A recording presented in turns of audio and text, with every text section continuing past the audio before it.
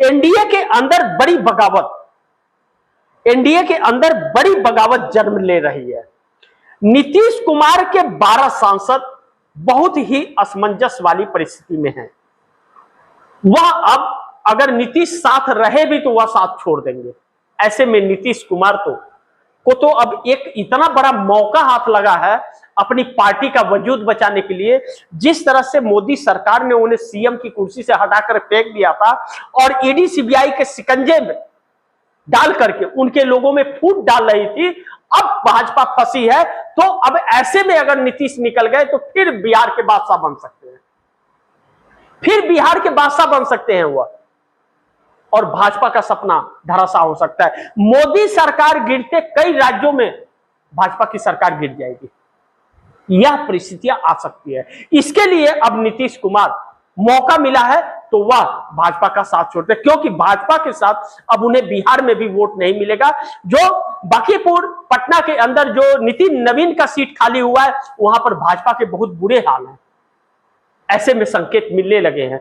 लेकिन दूसरी तरफ चंद्रबाबू नायडू के 16 और 2 पवन कल्याण के, यह 18 सांसद जो होते हैं, पवन कल्याण के लोग पहले से बगावत कर रहे थे कि मोदी और नायडू का साथ छोड़ दो, और अब मोदी की जो हालात हुए हैं ऐसे में नीतीश तो जाएंगे ही, नायडू और पवन कल्याण भी मोदी का साथ 18 सांसदों के साथ छोड़ जाएंगे, इस बात से इनकार नहीं कर सकते। लेकिन वहीं पर जयंत चौधरी जो पश्चिमी उत्तर प्रदेश से आते हैं 2 सांसदों के साथ, उनके लिए असमंजस परिस्थिति कि वह अब अगर वैसे ही उनके वोटर नाराज हो चुके हैं, अब अगर भाजपा के साथ रहे तो उत्तर प्रदेश चुनाव में बहुत बुरी तरह से उनकी पार्टी खत्म हो जाएगी। ऐसे में नहीं अगर साथ छोड़े तो वह डूबेंगे और साथ छोड़ दिए तो मोदी डूब जाएंगे। अनुप्रिया पटेल का भी यही हाल है, मिर्जापुर क्षेत्र से चुनाव लड़ती हैं, उसी एरिया से। अब भारतीय जनता पार्टी के खिलाफ आक्रोश उत्तर प्रदेश में है, भाजपा के साथ कैसे लड़े। पहले तो जयंत चौधरी, अनुप्रिया पटेल समाजवादी पार्टी के साथ गठबंधन में चुनाव लड़ते थे तो कुछ सीटें भी आती थी, 22 में भी यही हाल था। लेकिन अब परिस्थितियां बदल गई हैं तो फिर यह समाजवादी पार्टी की तरफ जाते हुए नजर आ रहे हैं, मोदी का साथ छोड़ने का। ऐसे में मोदी सरकार से 33 सांसद एनडीए गठबंधन के एक साथ निकल जाएंगे, और 33 सांसद निकलने का मतलब है कि कहा यह जा रहा है कि भाजपा के कई सांसद बगावत कर सकते हैं, तो यह 33 निकल रहे हैं तो टीएमसी के भी 20 सांसद फिर घर वापसी की तरफ मूड बनाते हुए नजर आ रहे हैं। इसलिए कि मोदी ने जो मिलन समारोह रखा था, बैठक बुलाई थी, उसमें वह 20 सांसद नहीं पहुंचे, और उन 20 सांसदों को पार्लियामेंट में मान्यता नहीं मिल रही है, टीएमसी के सांसद के रूप में बैठना पड़ रहा है। तो ऐसे में एनसीपीआई बाहर और अंदर टीएमसी, या बहुत जो इसका मेल मिलाव है वह मिलता नहीं है। ऐसे में उसमें से कुछ सांसद ममता बनर्जी के संपर्क में आ गए हैं, अगर वह कुछ ममता बनर्जी के पास चले गए तो बाकियों की सदस्यता रद्द हो जाएगी। ऐसे में उन्हें सदस्यता बचानी है तो माफी मांग करके वह ममता के साथ जाएंगे, तो मोदी के लिए एक नई संकट उत्पन्न हो जाएगी, और बंगाल में छात्रों का आंदोलन बहुत तेज होता जा रहा है। ऐसे में भारतीय जनता पार्टी के लिए एक नई दिक्कत। तो अब ऐसे में यह 33 सांसद और 20 टीएमसी वाले, अगर यह 53 सांसद बाय बाय कभी भी कर सकते हैं मोदी सरकार को, यह कहा जा रहा है कि कभी भी बाय बाय कर सकते हैं, और यह बाय बाय अगर कर दिए तो मोदी शाह ना घर के होंगे और ना ही वह घाट के होंगे।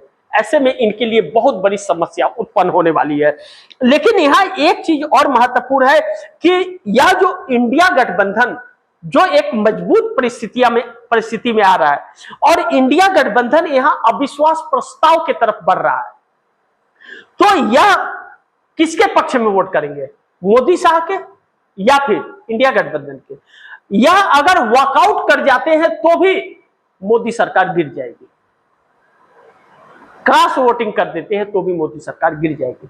मोदी को 543 सांसदों में उनको 272 साबित करना है, और वह 272 मोदी से हो नहीं पा रहा है अब, क्योंकि भाजपा के लोग भी अब मोदी के साथ नहीं है। यानी कि 240 सांसद भी मोदी के साथ नहीं है, और जब 240 नहीं है तो 53 जो एनडीए गठबंधन के, वह कितने साथ देंगे?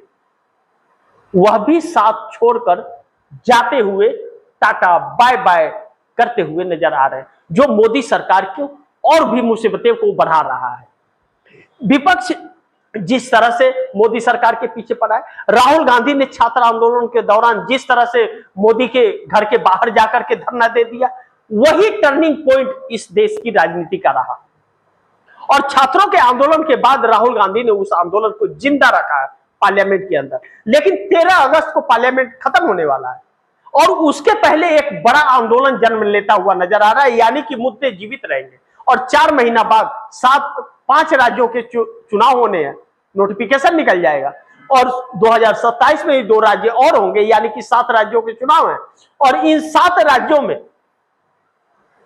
1-2 राज्य छोड़ दे, 1 राज्य छोड़ दे तो बाकी सभी राज्यों में भाजपा की सरकार है, यानी कि लुटिया डूब जाएगी। और 27 में ही राष्ट्रपति का भी चुनाव है।